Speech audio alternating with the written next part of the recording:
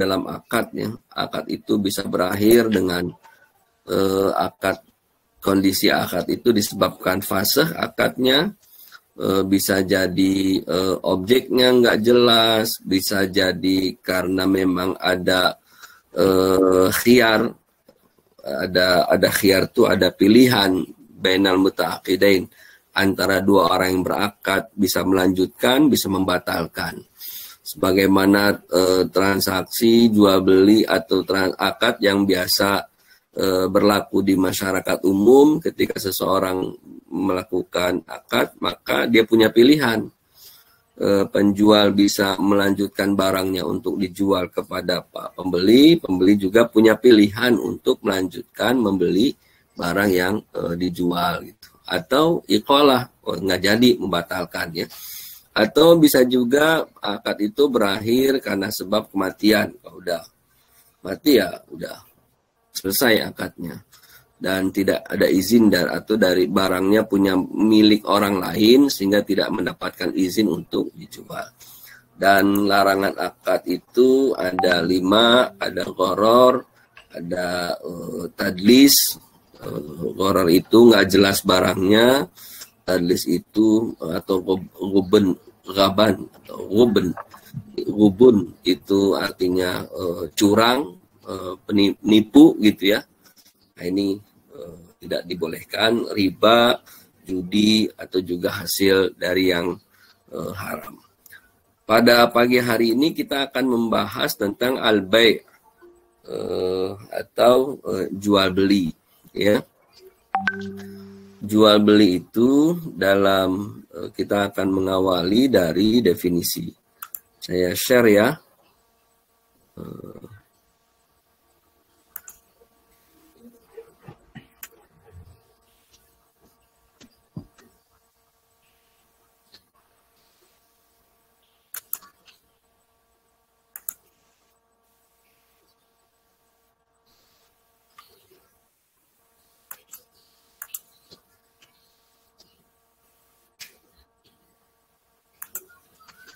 Sudah terlihat belum? Sudah, Ustaz.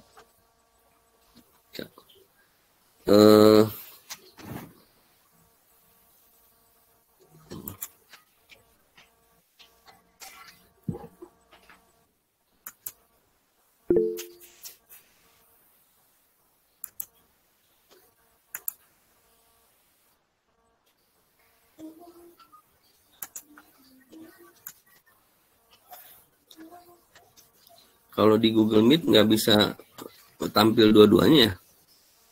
Slide yang dipresentasikan dengan yang peserta begitu. Maksudnya, Ustaz? Kalau di Zoom kan kita presentasi, kita bisa juga ngeliat tuh peserta di Google Meet.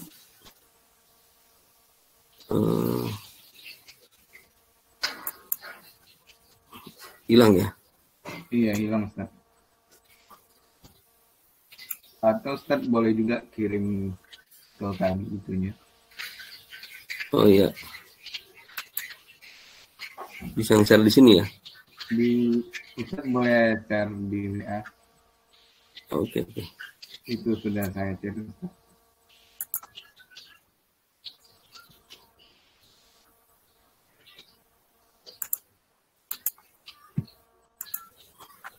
Saya share di WA ya. Iya.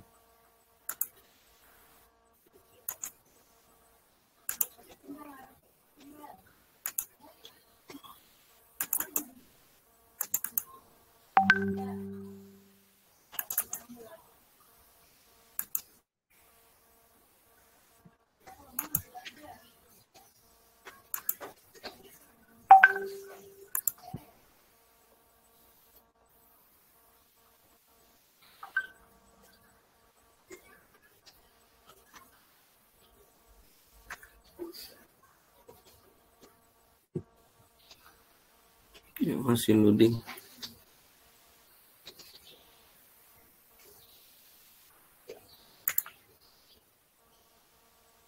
Ya, udah nyampe? Oke, Ustaz, udah nyampe. Iya, coba dibantu.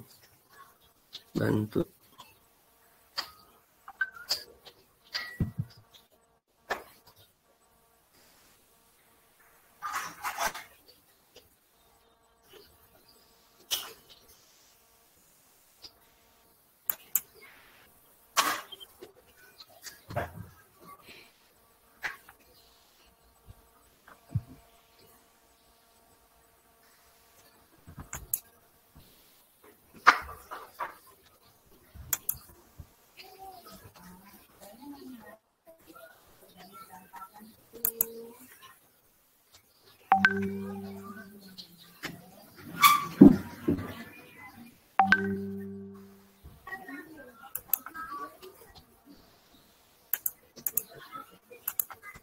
ya? Ya, Ustaz, sudah saya kirim. Iya.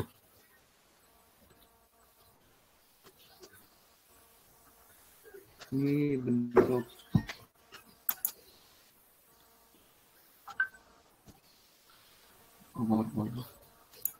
Ya.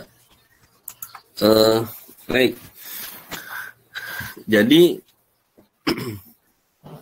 jual beli itu secara bahasa dia adalah muqabalatu syai' bi syai'in.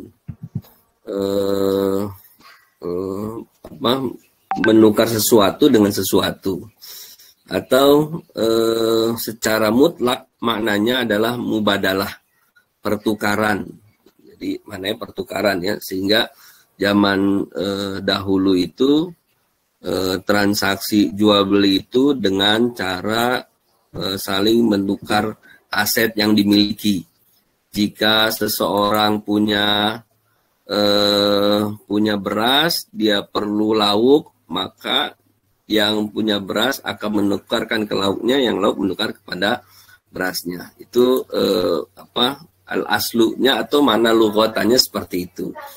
Begitu disebutkan kata baik, itu juga bisa berarti asyura, itu kan jual, tapi juga bermakna juga bisa bermakna beli, sehingga al-bai' itu bisa diterjemahkan dengan jual beli. Padahal secara bahasa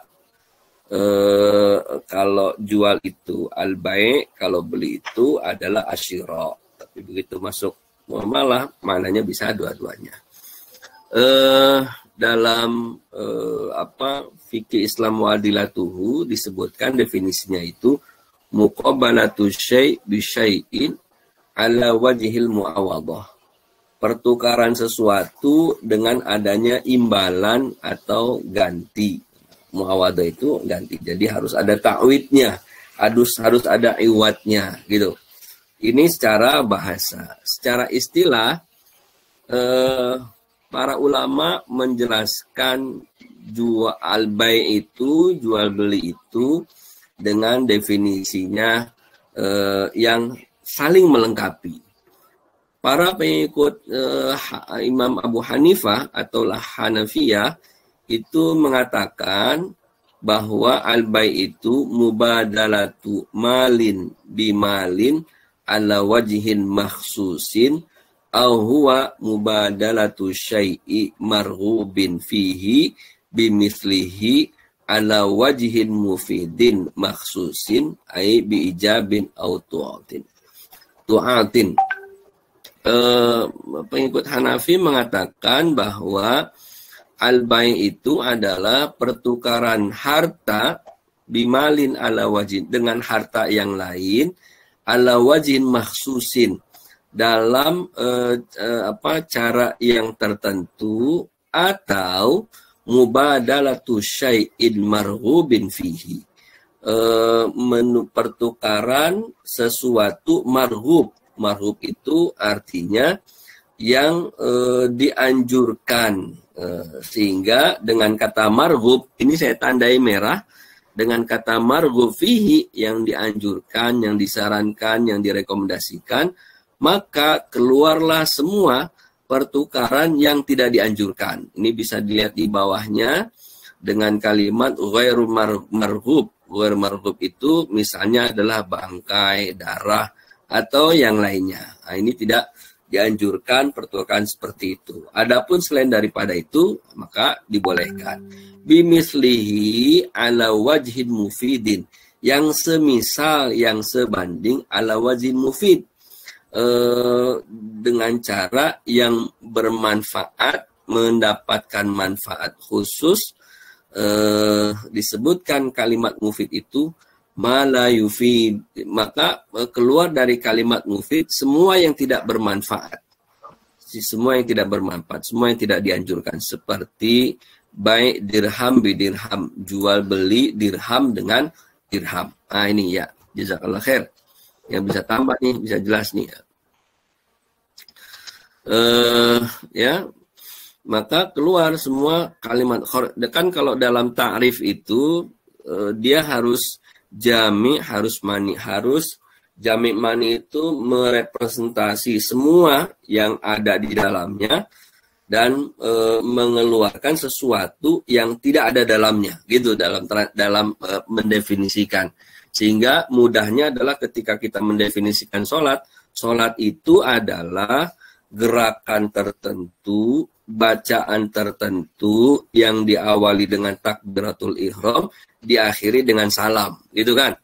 Itu definisi sholat. Sehingga bacaan yang tidak ditentukan, gerakan yang tidak ditentukan, yang bukan diawali dengan takbir atau tidak diakhiri dengan salam, maka tidak termasuk kalimat sholat. Walaupun dia ruku, dia sujud, tapi tiba-tiba dia sujud. Lagi ngobrol gitu, tiba-tiba dia sujudnya sama, maka tidak masuk dalam kategori sholat. Sujudnya sama karena tidak diawali dengan takbir, gitu. Sehingga definisinya pun harus tadi jami mani yang tidak ditentukan, yang manfaatnya tidak ditentukan, maka maksudnya adalah cara-cara yang dilarang, maka tidak diperlukan. Imam An-Nawawi mengatakan dalam Majmu' beliau mengatakan al-bai'u muqabalatu malin bimalin tamlikan. Bimalin tamlikan. Tukar menukar harta yang berimplikasi terhadap pemindahan milik dan kepemilikan. Nah, ini juga disebutkan oleh Ibnu Qudamah dalam definisinya dalam kitab Al-Mughni dengan definisi yang sama. Ada tukar menukar, pertukaran harta dengan harta yang lain yang berdampak pada perpindahan atau pemindahan hak milik. Yang punya barang, ketika dia penjual, dia memiliki barang, maka begitu terjadi jual beli, maka barang yang dimiliki oleh penjual berpindah kepemilikan kepada pembeli. Uang yang dimiliki oleh pembeli berpindah kepada penjual. Itu namanya jual beli. Kalau tidak terjadi pemindahan hak milik, maka bukan termasuk jual beli. Bisa jadi tidak termasuk jual beli, tapi masuk kategori sewa. Sewa itu tidak ada perpindahan hak milik.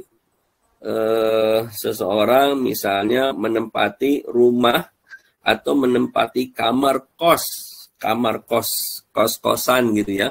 Sebulan dia bayar 500.000 misalnya, atau 1 juta rupiah setiap bulannya. Maka yang terjadi dalam transaksi itu tidak ada kepemilikan hak milik, bahwa yang ngekos memiliki ruangan itu sepenuhnya, sehingga ia bebas melakukan menjualnya, menyewakan kepada orang lain gitu kan. Seperti itu, ini nggak dibenarkan. Ketika pihak penyewa dengan orang yang menyewa gitu kan, yang pemilik rumah kos dengan yang menyewa, maka yang menyewa itu atau yang tinggal di tempat kos itu tidak boleh mengalihkan kosannya kepada pihak lain tanpa izin pemilik rumahnya. Sewa menyewa kan nggak ada perpindahan hak milik. Saya minjem mobil, rental mobil selama 1 hari 350.000. Maka yang ada dalam sewa itu adalah hak guna pakai atau hak guna manfaat, bukan perpindahan hak milik. Jual beli harus ada perpindahan hak milik. Syed Sabiq dalam kitab Fiqh Sunnah menyebutkan definisinya adalah mubadalatu malin bimalin ala sabili tarodi au naqlu milki bi'audin alal wajhil ma'zuni fihi. Perputaran harta satu sama lain, satu dengan yang lainnya, atas dasar kerelaan, saling ridho, saling sepakat ya, bukan dipaksa, tapi harus ada antarodin. Sehingga syarat antarodin ini, ikhwah rahimakumullah, syarat antarodin ini menjadi syarat yang pokok dalam transaksi jual beli. Walaupun syarat bukan berarti yang lain tidak pokok, tapi unsur antarodin itu harus terpenuhi. Tidak boleh seseorang itu menjual barangnya dengan cara memaksa pembeli untuk membelinya. Kalau teman-teman misalnya pergi ke terminal gitu, begitu naik bis ada yang jual oleh-oleh gitu. Jual oleh-oleh, ini beli nih murah nih gitu. Terus dideketin, ayo beli, kalau nggak beli nanti sampai diancam, maka transaksinya tidak dibolehkan karena tidak ada antarodin. Walaupun ada perpindahan hak milik, dia bayar gitu kan. Jadi tapi nggak ada antarodin, maka tidak dibolehkan. Harus ada saling kerelaan antara penjual dan pembeli, atau dengan kata lain naqlu milki abi audin ala wajil ma'zun fihi.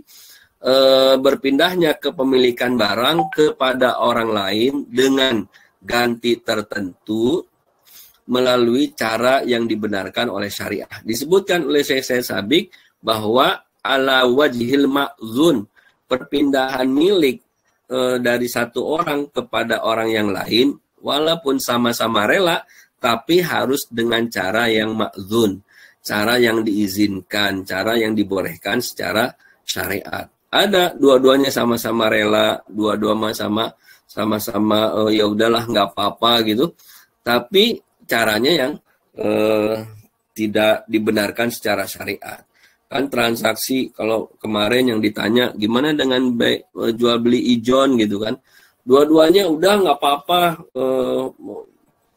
saya belilah katanya, saya nggak apa-apa, saya yakin bagus, sama-sama rela, tapi kan ma'zun syar'i, harus sujud atas ketentuan koridor syariah. Ini secara istilah. Jadi berpindahnya hak milik dari satu orang berpindahnya harta dari satu orang ke orang yang lain, dari penjual kepada pembeli atau pembeli kepada penjual, atas dasar kerelaan, atas dasar antarodin, atau berpindahnya kepemilikan barang kepada orang lain dengan ganti tertentu melalui cara yang dibenarkan atau diperbolehkan syariah. Baik, lanjut slide-nya. Hukum jual beli. Hukum jual beli itu ditetapkan, para ulama menyebutkan dalilnya ada Al-Quran, ada sunnah, ada ijma para ulama. Jadi ketika melihat, biasanya kalau dalam kitab-kitab fikih disebutkan dalil masyru'iyatuhu, dalil disyariatkannya jual beli gitu. Apa dalilnya? Rujukannya dari Al-Quran yang pertama. Ini disebutkan dalam surat Al-Baqarah 275, Al-Baqarah 282, surat An-Nisa ayat 29, surat Al-Baqarah ayat 198. Ini menunjukkan bahwa jual beli itu boleh, jual beli itu diperbolehkan. Ada disebutkan wa halallahul bai'a, lanjutannya wa harramar riba. Allah menghalalkan jual beli. Walaupun disebutkan di sini al-bai'a, Allah menghalalkan jual, tapi kita sudah membahas bahwa arti al-bai' itu bukan hanya jual, tapi yutlaqu alal bai' wa syira'. Dia juga diitlakkan, didefinisikan sebagai jual dan juga beli. Allah menghalalkan jual beli dan mengharamkan riba. Begitu juga dalam surat Al-Baqarah 282, wa ashidu idza tabayatum, maka hendaklah kalian mengambil saksi jika bertransaksi jual beli. Idza tabayatum, tabayatum itu menunjukkan ada musyarakah, ada dua orang yang bertransaksi. Karena dalam ilmu sharaf itu disebutkan kalau penambahan huruf itu bisa menambah makna atau menambah arti, sehingga tabayatum itu ada dua pihak yang bertransaksi jual beli, maka ambillah saksi dalam transaksi jual beli tersebut. Nah, ini disebutkan, ini kan surat Al-Baqarah 282, itu ikhwah rahimakumullah, kita lihat bahwa Allah Subhanahu wa taala memberikan isyarat kepada kita. Allah ngasih isyarat kepada kita dengan surat Al-Baqarah 282 ini. 282 ini adalah ayat yang terpanjang dalam Al-Qur'an. Dari 6.000 sekian ayat, maka ayat yang terpanjang adalah ayat 282, terdapat dalam surat yang terpanjang. Surat terpanjang itu surat Al-Baqarah. Jumlah ayatnya 286.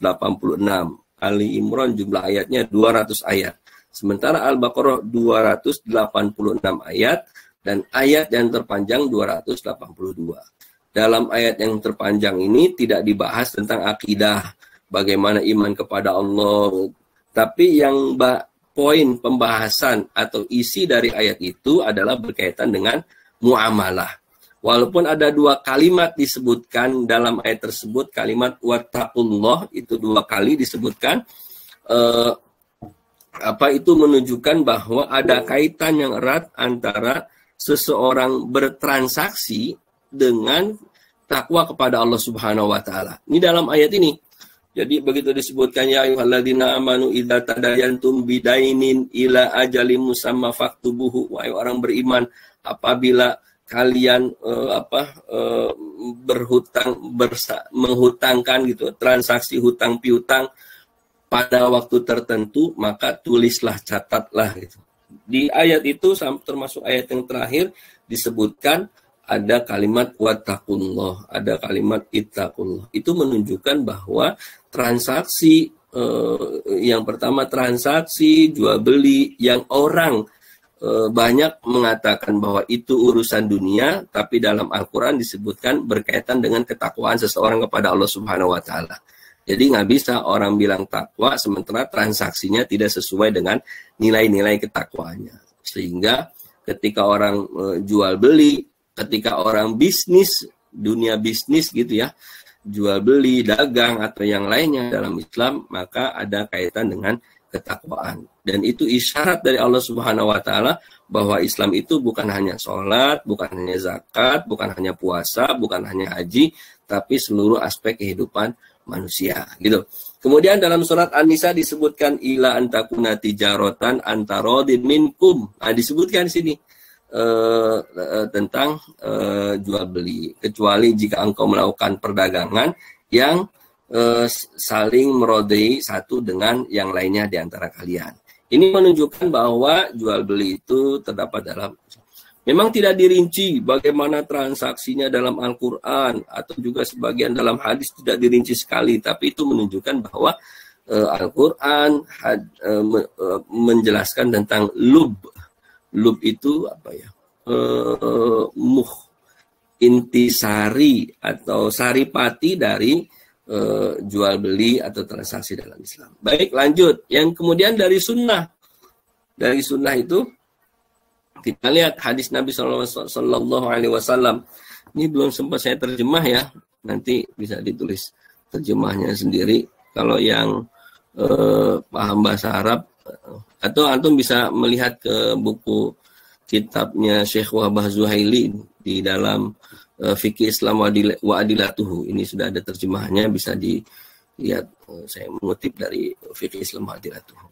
Dalam sunnah disebutkan, Nabi SAW ditanya, Ayyul kasabil atyab, pendapatan apa yang paling baik? Nabi mengatakan, amalur rojuli biyadihi wa kullu bai'in mabrurun.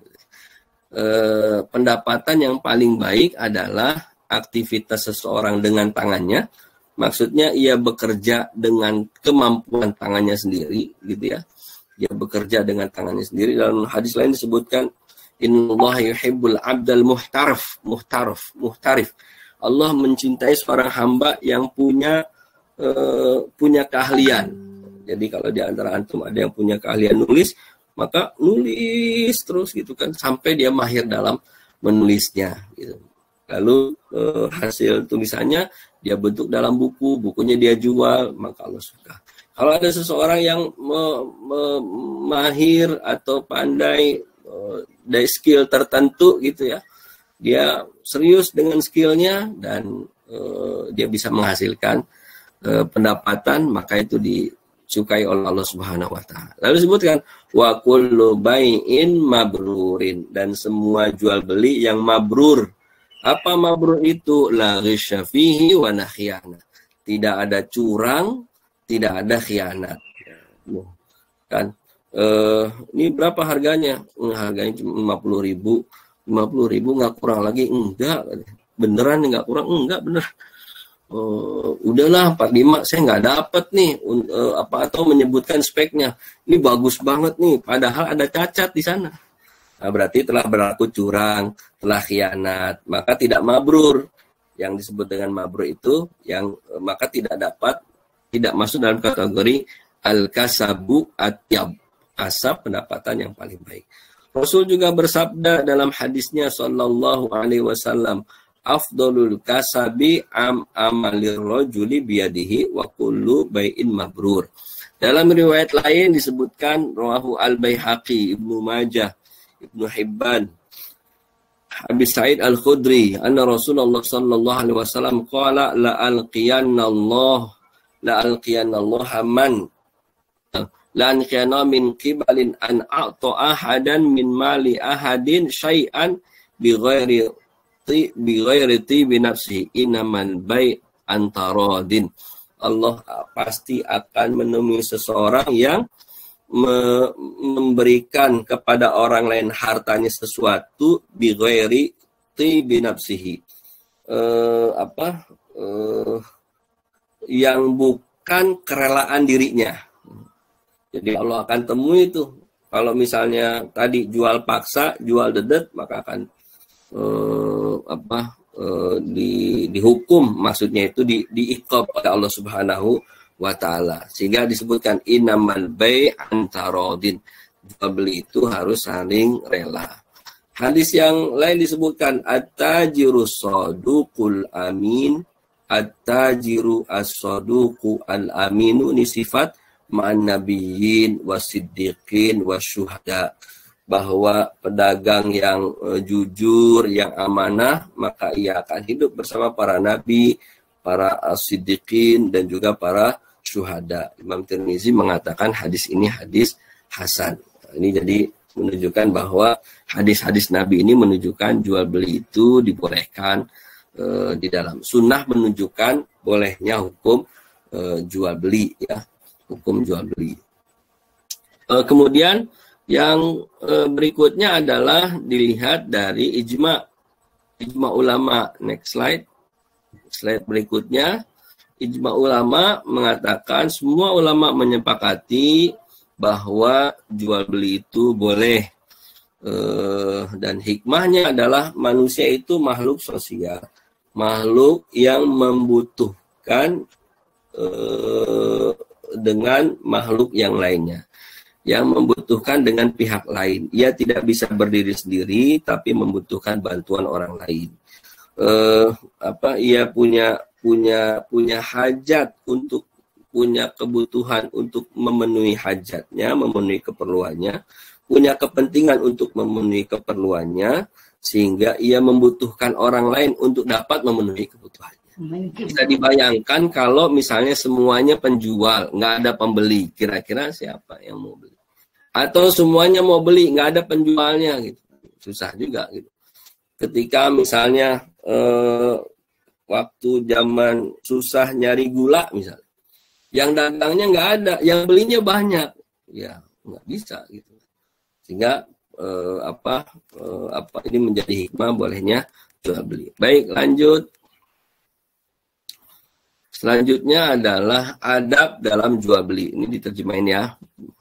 Yang pertama adalah adamul mughalat fir ribh. Ini disebutkan Syekh Wahbah Zuhaili dalam kitabnya Fiqih Islam Wadilatuh, bahwa adab jual beli yang pertama adalah tidak berlebihan dalam mengambil keuntungan.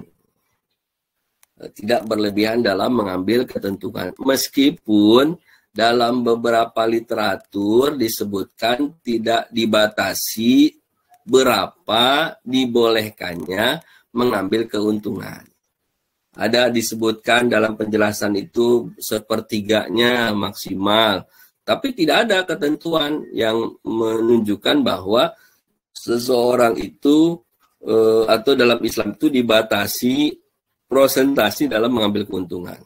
Misalnya seseorang membeli barang untuk dijual. Maka dia beli harganya 50.000 dan dia tahu harga pasarannya itu adalah 100.000, maka dia beli 50.000 lalu dijual 100.000. Untungnya berapa tuh? Hampir 100% kan, dapat 2 kali lipatnya. Ada lagi dia cari barang yang murah gitu kan, dijualnya bisa untung 2 kali lipatnya, atau ada juga yang 3 kali lipatnya. Tapi yang dimaksud tidak berlebihan dalam mengambil keuntungan, tidak kan kita sering juga kalau misalnya orang itu jual dengan harga yang ditembak gitu ya. Kalau antum pergi ke Jogja di Malioboro itu kan ada yang jual lesehan tuh di pinggir-pinggir Malioboro, dan itu ketika dia tawarkan menu itu tidak disebutkan harga. Dan pernah pengalaman saya dan teman-teman itu, untuk harga ayam goreng itu bisa harganya sampai yang di pasaran mungkin 15.000, dan itu kalangan Jogja mungkin paling lah mahal 25.000, itu bisa harganya luar biasa. Atau ada juga pernah kawan itu dia istirahat di rest area, makan 8 orang bersama 8 orang temannya, lalu mampir di rest area, makannya sangat sederhana, diirit-irit. Total jumlah yang dia makan adalah 600.000. Nah, ini berlebihan, terlalu tinggi gitu harga yang dijualnya. Sehingga dalam Islam dianjurkan yang sepantasnya, kira-kira pantasnya. Apa yang membuat Siti Khadijah radhiyallahu anha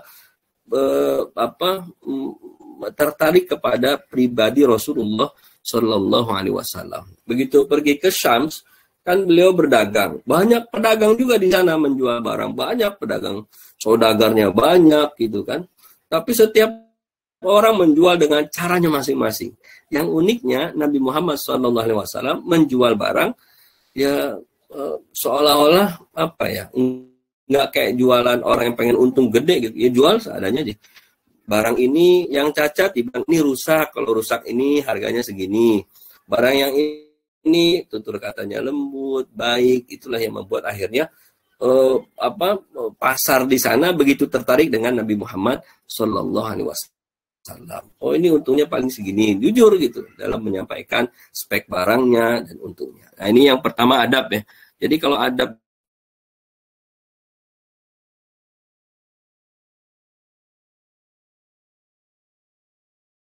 saksi bi an yasifa bidha'ah biwasbihal haqiqi, menjelaskan barang dengan sifat yang sesungguhnya, dengan spek yang sesungguhnya.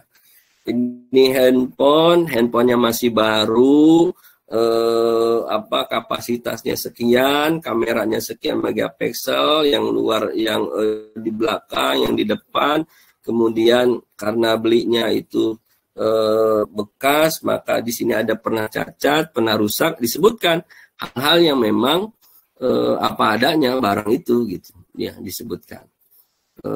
Diriwayatkan dari Imam At-Tirmidzi mengatakan inna tujar yub'atsuna yaumal qiyamati fajjaron illa manittaqa wa barra wa sadaqa. Tujar, pedagang itu dibangkitkan pada hari kiamat nanti fajar. Fajar itu orang-orang yang berdosa, masuk kategori orang berdosa, kecuali siapa saja yang bertakwa kepada Allah, siapa saja yang berbuat baik, dan siapa saja yang jujur, ya, jujur. Satu sisi kemarin disebutkan, tadi disebutkan bahwa pedagang itu dia hidup bersama para nabi, para syuhada. Sisi yang lain dia juga masuk dalam kategori orang-orang yang berdosa ketika tidak jujur, tidak bertakwa kepada Allah. Karena banyak teman-teman sekalian, ikhwan dan akhwat rahimakumullah, para pedagang yang begitu ditawar harganya, aduh ini nggak bisa, saya nggak dapat untung gitu. Saya nggak dapat untung, padahal dapat, tapi mungkin sedikit gitu. Kalau mau bilang untungnya kecil, untungnya dikit, nah itu nggak apa-apa. Tapi dapat untung, tapi dia bilang nggak dapat untung, masuk kategori bohong. Kemudian as-samaha fil muamalah, toleransi atau berlapang dada gitu ya, ya tasahal, memudahkan dalam bertransaksi, Rahimallahu rajulan samhan idza ba'a wa idza ishtara wa idza qada bidainihi. Allah merahmati orang yang samhan, orang yang toleransi ketika dia menjual, ketika dia membeli, dan juga ketika dia membayar hutangnya. Penjual ketika menetapkan harganya, maka ada samahah. Berapa harganya? Ya paling 200.000 lah gitu. Oh, 200.000 kurang-kurang berapa? Nah, itu sama. Al-Mushtari juga sama. Oh, harganya berapa? 100.000, ditawarnya 25.000. Wah, ini tidak samahah ini. Tidak samahah gitu. Ya, itu yang ketiga. Yang keempat, ijtinabul half walau kana tajir shadiqan. Menjauhi sumpah. Ini tradisi orang-orang Arab itu kalau dagang kan pakai sumpah. Wallahi azim gitu. Kalau kita gimana, benar deh, sumpah. Harganya segitu, Bu, nggak kurang lagi. Ya, biasanya kan yang nawar-nawar nih kelompok ibu-ibu nih, kalau beda 5.000 aja dicari tuh yang paling murah gitu. Nah, sehingga pedagang akhirnya maksa sampai sumpah. Walaupun sumpah itu benar, maka hendaknya dijauhi. Maka dalam hadis disebutkan al-halafu manfaqatu lisil'ati wa mamhaqatu lil barakah. Sumpah itu akan menghapuskan atau menghilangkan barang, uang, maknanya, dan juga menghancurkan berkah. Sehingga kemudian yang keempat adalah yang kelima, kasratus sadaqah, memperbanyak sedekah. Disebutkan seorang pedagang itu dianjurkan untuk banyak sedekah karena dikhawatir. Karena sedekah itu kan menghapuskan dosa.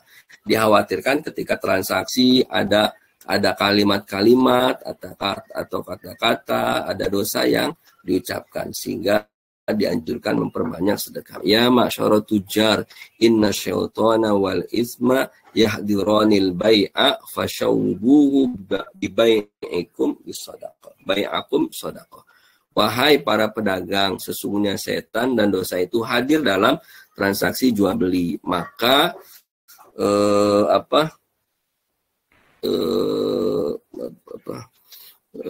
penuhilah jual beli kalian itu dengan sedekah. Kemudian yang kedua adalah kinayatudain wal ishad alaihi tastahibba kitabah. Ini mencatat, khususnya kalau dia berhutang.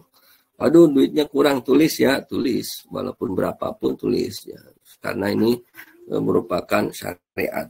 Ini adabnya. Baik, kita lanjut ke rukun dan syarat jual beli. Slide berikutnya, tolong.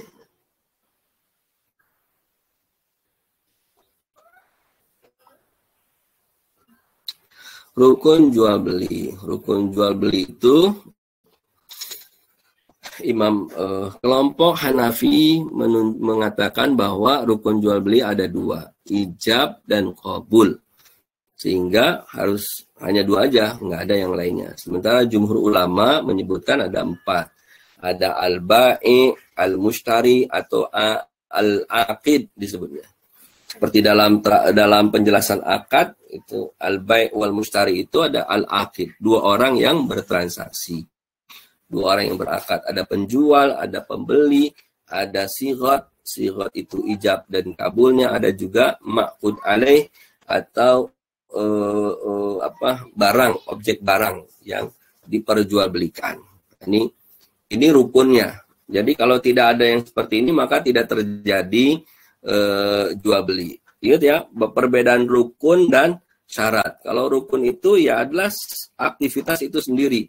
Sehingga tidak mungkin terjadi transaksi jual beli kalau tidak ada penjualnya, tidak ada pembelinya, atau tidak ada salah satu di antara keduanya. Nggak ada barangnya juga nggak dibolehkan. Sehingga yang salah satu yang tidak dibolehkan dalam obligasi adalah karena tidak ada underlying aset, ada aset yang diperjualbelikan, cuman surat utang gitu aja, nggak ada. Maka dalam transaksi Islam diganti dengan sukuk dalam bentuk underlying aset gitu. Jadi harus ada barang yang diperjualbelikan. Apa yang mau dijual gitu, apa yang mau dibeli, harganya berapa, itu ma'qud alaih. Ini rukunnya. Jadi ketika rukunnya tidak terpenuhi maka tidak sah jual belinya. Baik, dan setiap rukun ini ada syarat jual beli. Slide berikutnya Azam ya. Azam, slide berikutnya syarat jual beli. Yang pertama syarat bagi penjual dan pembeli atau syarat bagi al-aqid, penjual dan pembeli. Yang pertama syaratnya harus masuk kategori al-aqil, harus berakal, tamyiz. Tamyiz itu artinya dia mampu membedakan mana yang benar, mana yang salah, mampu mengelola hartanya. Nah, itu syarat dari penjual atau syarat dari pembeli. Sehingga kalau dalam Al-Quran surat An-Nisa itu dijelaskan Sinu Rusdi sampai Rusdu itu apa? Ya tadi mana tamyiz, bahwa ini harganya sekian, dia tahu bahwa ini harganya sekian. Ini barangnya bagus, dia tahu juga. Itu yang pertama. Kemudian penjual atau pembeli menjual barang dagangannya, membeli juga memang atas kemauan sendiri, bukan dipaksa oleh orang lain. Kemudian ditambahkan nih, dalam satu literatur disebutkan yang ketiga, bukan pemboros dan juga bukan dalam keadaan pailit. Pemboros itu ini lebih kepada suluk ya, lebih kepada akhlak, karena orang yang boros itu sering belanja, akhirnya ada madorot di dalamnya. Tapi di literatur yang tidak disebutkan. Ini lebih kepada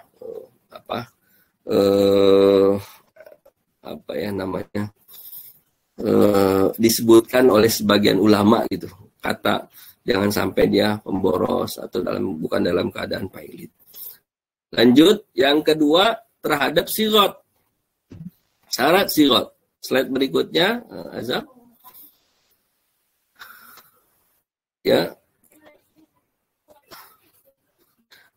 Sigot, ijab dan kabul. Ijab dan kabul. Ijab dan kabul ini harus diucapkan oleh orang yang mampu. Ya. Dan dalam fikih Islam wa dialatuhu disebutkan perbedaan ijab qabul antara nikah dengan jual beli. Para ulama sebagian mengatakan bahwa ijab dan qabul itu dapat merujuk kepada urf, adat yang berlaku di satu tempat. Ini harganya berapa bang? 2.000. Ya udah, saya beli ya 2.000 ya katanya. Ya udah, ini dikasih barangnya. Itu selesai itu. Tidak mesti seperti nikah. Saya beli nikahkan, saya nikahkan, saya kawinkan fulan putri saya fulanah binti fulan dengan saudara mas kawin bla bla bla, dibayar tunai, saya terima langsung gitu kan. Dalam transaksi jual beli, kalimat sigot seperti itu menurut bagian ulama tidak mesti disebutkan secara panjang, tapi berdasarkan adat. Misalnya seseorang ke pasar, kita ke pasar kita beli, kalau beli sayuran, misalnya ibu-ibu beli sayur sop 1 gitu kan, sayur sop 15.000 kan, terus dilayani itu. Begitu kalimat sayur sop 5.000 atau sayur sop 10.000, maka tukang sayur itu udah tahu tuh 5.000, 10.000 harganya apa speknya seperti apa, maka dilayanin. Ini Bu, sayur 10.000 ya kata, itu dia bayar. Maka itu sudah terjadi ijab dan kabul gitu. Tapi harus orang yang ahliyah itu tadi tuh yang kembali kepada syarat al-aqid, ada syarat yang sebelumnya kita bahas di dalam akad. Kemudian yang kedua, qabul itu harus sesuai dengan ijabnya. Kalau ya kan namanya juga nerima nih, saya jual cabai keriting berapa, maka dia harus terima sesuai yang diakadkannya gitu. Dan dilakukan dalam satu majelis itu dalam satu transaksi. Jadi ikhwah, kalau transaksi itu cash and carry, ini nggak ada masalah, relatif semua selesai. Syariah menunjukkan semua selesai, cash and carry. Ada barang, ada uang, selesai. Yang sering bermasalah adalah ketika salah satunya itu nggak ada. Salah satunya nggak ada. Apalagi bayarnya di tempo, bayarnya dicicil. Itu baru banyak permasalahan-permasalahan sehingga istihadat fikih di dalam transaksi tersebut gitu ya. Kemudian yang berikutnya adalah syarat pada lanjut. Syarat pada barang, syarat pada benda, ada makud, syarat pada benda ya. Ini nomor 3 nih harus ya, benda barang. Yang pertama, barang yang diperjualbelikan harus barang milik sendiri. Kecuali jika wikalah atau wakalah ia diwakilkan oleh pemilik barang untuk menjual barangnya. Jadi nggak boleh seseorang menjual barang milik orang lain. Kalau kita lihat transaksi dropshipper, teman-teman tahu ya dropshipper ya. Kan dropshipper itu ada pemilik barang, ada berapa pihak tuh? Adalah pemilik barang, pemilik ini juga sekaligus penjual, ada yang memfasilitasi untuk menjual barang yang dimiliki oleh pihak yang pertama, ada juga pembeli. Maka seorang dropship itu ketika dia menjual barang dagangan milik pihak yang pertama, ia tidak dibenarkan menjualnya jika tidak ada izin dari pihak pertama. Sehingga kan itu bisnis yang nggak ada modal, bisnis nggak ada cuman kuota internet gitu kan, dia ambil fotonya, dia jual gitu kan, ketika ada yang beli, ospeknya ada, dia minta barangnya, lalu dari penjual langsung kirim kepada pihak yang pertama, kirim kepada pembelinya. Dia tinggal dapat fee-nya itu. Dan itu banyak terjadi pada saat sekarang ini jual-jual online seperti itu. Maka yang pihak kedua sebagai orang yang menjual barang pihak pertama, maka ia tidak dibolehkan menjual kecuali menjadi wakil. Kerjasama, barangnya gimana kalau saya jualkan? Nanti terjadi kan transaksi, baik nanti mengambil keuntungan dari persentase, misalnya harganya 200.000 ya dari saya katanya. Nanti Anda dapat dapat 20% gitu. Anda dapat 40.000 setiap barang laku. Dia kan nggak punya apa-apa. Dia nggak ada barangnya punya pihak yang pertama. Maka dipublikasikan, dijual, di-share. Ada yang beli, laku, maka langsung dibayarkan uangnya ke pihak pertama. Pihak pertama menjual kepada pihak ketiga atau pembeli gitu. Jadi kalau tidak ada, maka pihak yang kedua adalah sebagai wakil dari pihak pertama, sebagai wakil dari penjual. Ini dibolehkan. Tapi kalau tidak seperti itu, maka tidak disarankan. Karena resiko masalahnya lebih besar. Ketika misalnya dia main jual aja dan dia nggak tahu bahwa stok barangnya habis, fotonya aja masih ada gitu kan, stok barangnya habis, dia jual, ada yang beli gitu. Begitu konfirmasi ternyata barangnya nggak ada, ternyata barangnya rusak, barangnya reject dan lain sebagainya. Ini akan masalah, sehingga harus dipastikan barangnya milik sendiri. Kemudian harus jelas speknya, sifatnya, ukurannya, ini bentuknya gitu ya. Kalau baju ini bahannya dari bahan katun, kemudian ada apa gitu kan, hiasannya, ada segala macam ornamen-ornamennya, ini semuanya harus jelas dan tidak boleh tadlis atau disembunyikan yang cacatnya gitu. Kadang ada beberapa yang biasanya kalau pas jual murah gitu. Dulu ada toko tertentu, produksi tertentu, juga besar dia. Biasanya setiap tahun dia akan jual barang-barang sangat murah, di luar harganya. Ternyata barang itu bukan barang rusak atau barang reject, tapi barang yang mungkin kualitasnya nomor 2. Karena yang bagus itu dijual 50.000, karena ini ada cacat sedikit, robek, kadang kancingnya juga copot 1 gitu kan, maka akhirnya dia jual setengah harga.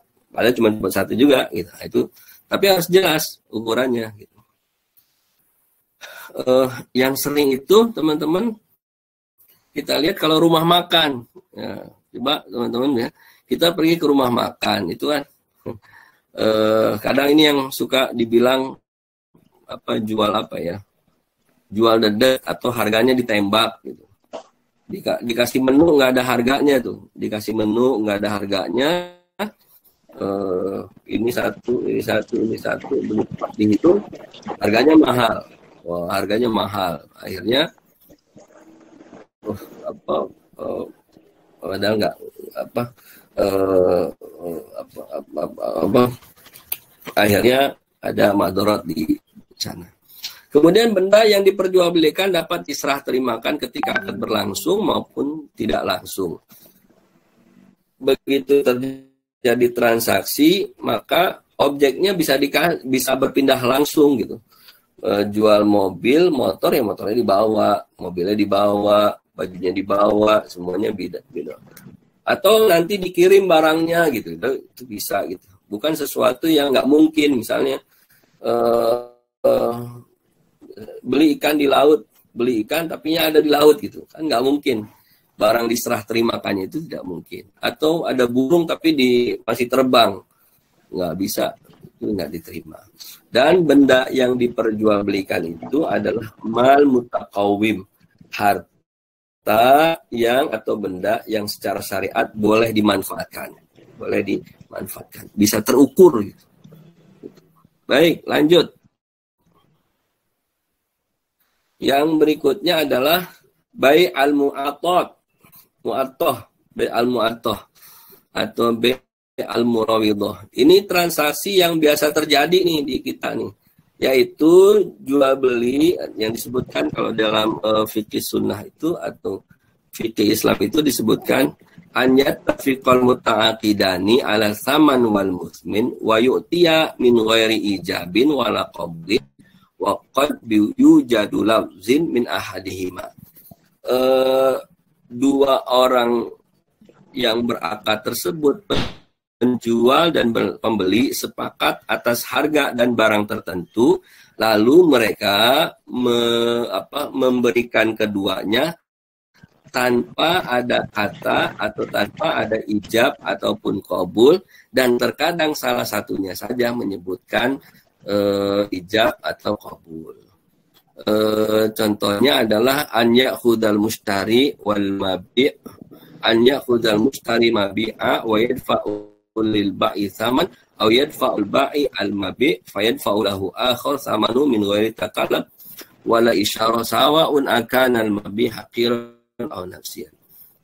Ya, pembelinya ngasih bayar harganya, penjualnya memberikan barangnya. Nah, ini terjadi kan di supermarket, di Indomaret, kalau kita pergi kan nggak ada tuh ijab dan qabulnya. Jadi begitu kita beli, kita udah tahu harganya adalah sekian. Beli air, harga aqua itu 3.000 atau 3.500. Datang ke kasir, ini satu Pak, satu gitu kan. Dihitung 3.500, kasih uangnya atau udah jalan gitu kan. Ini harganya 3.500-nya. Saya ini ya satu, saya beli satu ya, kata iya Pak 3.500. Bisa salah satunya terjadi atau bisa enggak sama sekali, langsung ambil, langsung bayar, ambil barangnya gitu. Bisa dibayangkan kalau misalnya swalayan hypermart itu misalnya harus ada penyebutan itu tuh tadi tuh, saya beli panjang. Kalau pergi ke hypermart kan, baik itu Carrefour atau apa yang besar, Superindo, Giant atau Hero atau apa yang lainnya gitu kan, orang beli banyak gitu kan nggak sebutin satu-satu, tapi tahu harganya maka dihitung di kasir, harga sekian, transaksi selesai. Ini namanya bai' al-mu'attah.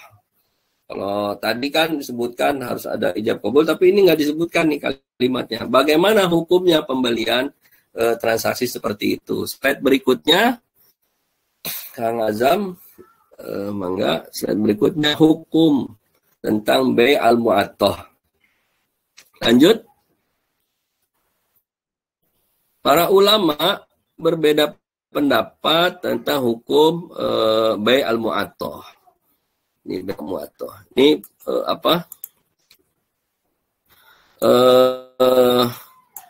Imam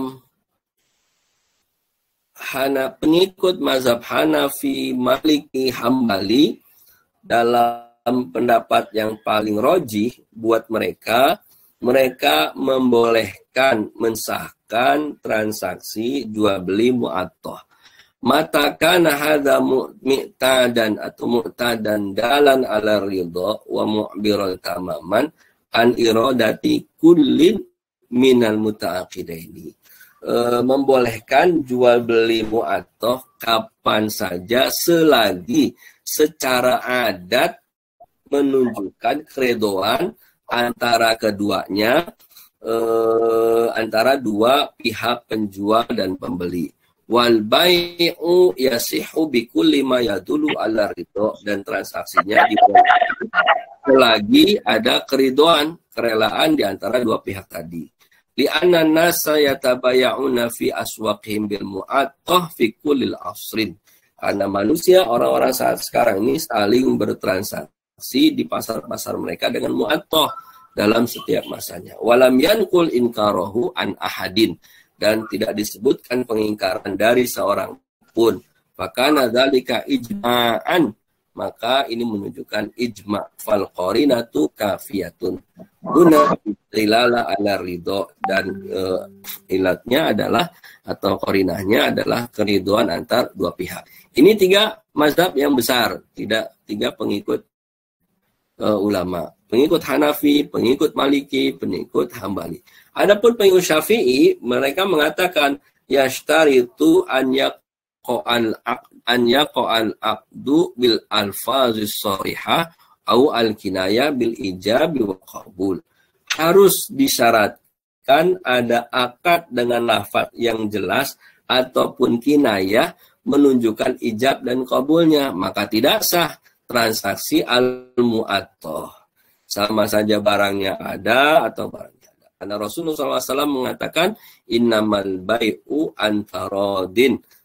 Sesungguhnya jual beli itu dari kerelaan dua pihak. Dan ridho ini merupakan amrun khafiyun, perkara yang tersembunyi. Jadi kalau pendapat yang kedua mengatakan nggak boleh gitu kan. Kemudian disebutkan lagi kelompok sebagian pengikut Imam Syafi'i, di antara mereka adalah An-Nawawi, Al-Baghawi, mengatakan sihhatu inqadi bai' al-mu'attah, boleh sah transaksi mu'attah fi kulli ma ya'iduhun nas biha bai'an, setiap yang orang-orang menunjukkan itu transaksi jual beli, karena lam yusbat istiratu lafzi fayarju lil urfi kasairil alfazil mutlaqah. Karena tidak ditetapkan syarat lafaz ijab dan qabul tersebut, maka dikembalikan kepada urf untuk seluruh lafaznya. Urf itu kepada adatnya. Dalam kaidah usul disebutkan al-adat al-muhakkamah. Adat itu menunjukkan bisa diambil hukum, bisa menjadi hukum selagi tidak bertentangan dengan prinsip-prinsip syariah yang lainnya. Jadi kalau emang transaksinya dia terbiasa begitu, ya sah jual belinya gitu. Kita tidak bisa mengatakan bahwa Indomaret itu kalau beli di Indomaret haram. Haram dari sisi apa? Karena bai' mu'attah, enggak. Karena ulama juga menunjukkan membolehkan transaksi mu'attah. Ntar kalau nggak boleh semua jadi haram, susah orang jadi hidupnya. Ya, Imam Nawawi mengatakan hadza huwal mukhtar lil fatwa wa ba'du Syafi'i ka ibni Suraj wa Royani khasas jawaz bi mu'attah bil muhqirat ay ghairu nafsis wa huwa majaratil adad fiha bil mu'attah qarid li khubzin. Contohnya adalah 1 liter khubz. Ini tradisi zaman dulu, maka kembali kepada tradisinya. Jadi ikhwan rahimakumullah, baik mu'attah ini transaksi yang dibolehkan. Sehingga kalau kita pergi ke Indomaret, kita pergi atau ke tempat yang lainnya yang memang tidak menyebutkan lafaz ijab dan qabul, karena secara adat itu sudah menunjukkan transaksi jual beli, maka itu dibolehkan. Demikian dari saya pada kesempatan pagi hari ini.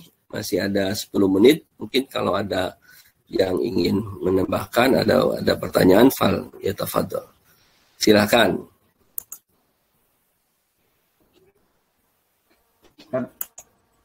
Iya. Boleh nggak yang pembahasan minggu kemarin atau yang sebelumnya ini? Kan Ustaz juga ada nih dokumen ini, boleh kirim ke kami nggak Ustaz? Yang mana? Yang akad? Iya, yang akad.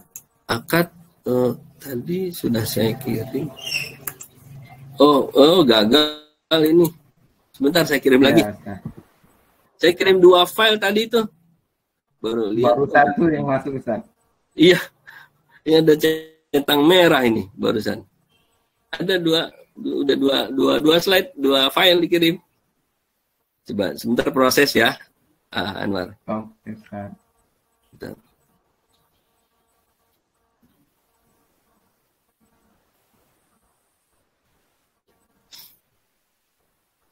Ya, menarik memang jual beli ini, transaksinya terus tumbuh ya. Terus tumbuh, terus berkembang, sehingga kita harus tahu nih, teman-teman harus tahu pokoknya dulu, al-aslunya. Karena al-far'u itu berdiri di atas al-aslu, usulnya. Kalau kita paham usulnya, maka akan mudah ketika menghadapi perkembangan zaman. Jadi ini juga menunjukkan bahwa Islam itu memiliki karakteristik al-waqiyah. Waqiyah itu realistis sesuai dengan perkembangan zaman. Jadi update gitu ya, up to date gitu. Islam itu up to date gitu, bukan yang lama, yang harus kembali ke bentuk asal, bentuk asli gitu kan. Tapi memang ya sesuai dengan perkembangan zaman. Kalau transaksinya sekarang dengan dulu nggak ada transaksi itu dengan apa? Dengan uang elektronik gitu kan. Mana ada, jangankan uang elektronik, bank aja dulu nggak ada. Transaksi bank dulu nggak ada. Orang transaksi ya tukar gitu. Dulu yang dipakai alat tukar itu adalah uangnya dari menggunakan emas, menggunakan perak, sekian dinar, sekian dirham gitu kan. Sekarang alat transaksinya berubah gitu kan. Dengan uang yang disebutkan tadi itu, ada uang kertas, ada uang logam dan lain sebagainya. Bahkan sekarang cenderung orang bertransaksi nggak pakai uang dalam bentuk fisik uangnya. Coba antum kalau pergi kemana-mana itu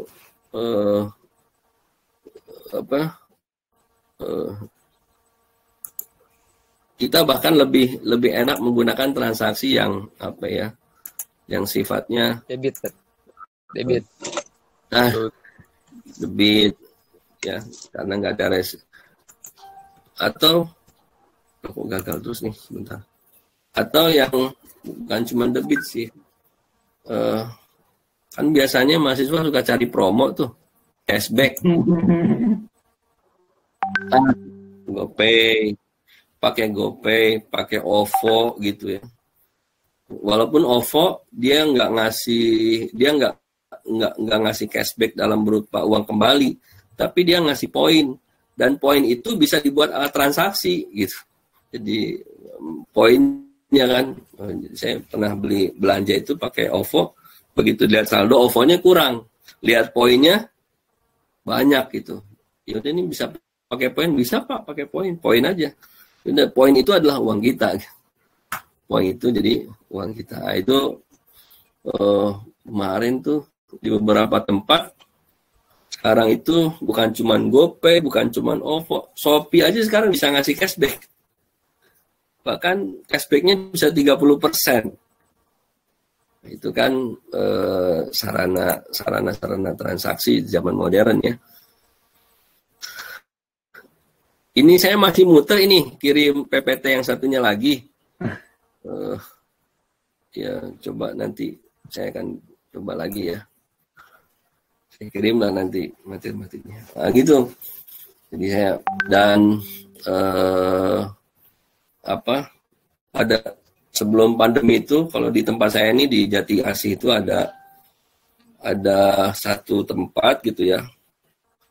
Dia kayak ada tempat makannya, ada food court, dan food court itu kalau menggunakan pembayaran pakai GoPay itu semua cashback, dan cashbacknya luar biasa, itu bisa rata-rata itu dikasih sampai 20% gitu kan, 10%, macam. Tapi ya buat kita kan kalau ngumpulin belanja ngumpulin 10% gitu, bisa uangnya lumayan gitu, diirit-irit gitu, dibandingkan pakai uang cash. Belum lagi sekarang kemarin rame uang palsu misalnya kan gitu. Saya ada teman istri tuh, begitu pas belanja dia bayar, ternyata dicek uangnya palsu. Nangis itu si ibu, nangis ibu, saya ini dapat dari belanja dari sana, kembalian dari sana, di sini nggak diterima dan nggak ada uang. Luar biasa tuh. Nah ini saya pikir alat-alat transaksinya seperti itu ya. Jadi gitu dari saya. Bertanya, Ya, betul. ini maksudnya nih, jawazu bai'il mu'athah bil muhkirat ay ghairu nafsiyah, artinya apa? Yang di bawah ya, itu jenis barang sih, lebih kepada jenis barangnya tuh. Jenis barang itu muhkirat itu diterjemahin apa ya? Sama kayak kalimat yang di atas tuh, kalimat Imam Syafi'i itu kan pendapatnya Imam Syafi'i ya, membatasi yang membagi dua, ada jenis barang nafisan atau hakiron, sama nafisan sama hakiron. Saya juga kalau diterjemahin ke bahasa Indonesianya ini perlu barang yang kurang berharga. Ya, iya. Semacam gitu kan. Kalau tadi kan mal mutaqawim ya, yang manfaatnya itu ada gitu ya. Berarti kalau Ruwaini sama Ibnu Surayj itu membolehin bai' mu'athah hanya di barang-barang yang kurang berharga gitu. Iya, mukhirat. Bukan kurang berharga juga sih, karena beliau mencontohkannya itu adalah karit lin khubzin, satu ritel, bukan liter ya, tapi ritel. Ritel itu biasanya ritel itu ukuran yang digunakan oleh orang Mesir tuh, kalau ritel tuh satu ritlan. Dan satu ritel itu saya lupa, saya waktu kemarin ini mengkaji beberapa jenis ukuran, dari mulai mud, dan ada sebagian ulama ketika menerjemahkan bukan langsung ke kilogram, bukan ke liter, tapi ritel Mesir, dan orang Mesir yang menggunakan ritel. Dan khubzun itu jenis barang. Coba nanti saya lihat lagi deh terjemahan yang pas ya untuk mukhirat, nafisan sama hakiron itu seperti apa tuh diterjemahinnya, biar nggak salah makna gitu. Baik, itu ini saya lagi mengupayakan ngirim yang file satu lagi. Nggak bisa juga. Sebentar nih.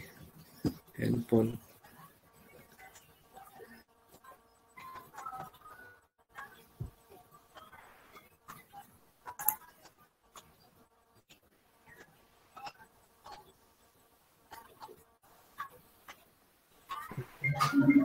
Atau mungkin coba dikirim lewat email, Zat. Oh iya, coba ditulis alamat emailnya. Di Anwar. WA aja alamat emailnya. Nah, Oke, Ustaz. Kirim email ya. Nanti saya kirim lah insya Allah. Baik, cukup ya, jam 9.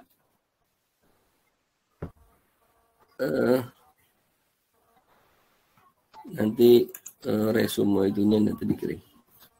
Baik, terima kasih, cukup ya Kang Anwar dan yang lainnya teman-teman semua. Siap, Ustaz. Untuk pagi ini kita cukupkan. Terima kasih. Alhamdulillahirabbil alamin. Subhanakallahumma bihamdika asyhadu an la ilaha illa anta astaghfiruka wa atubu ilaik. Wallahu a'lam bishawab. Assalamualaikum warahmatullahi wabarakatuh.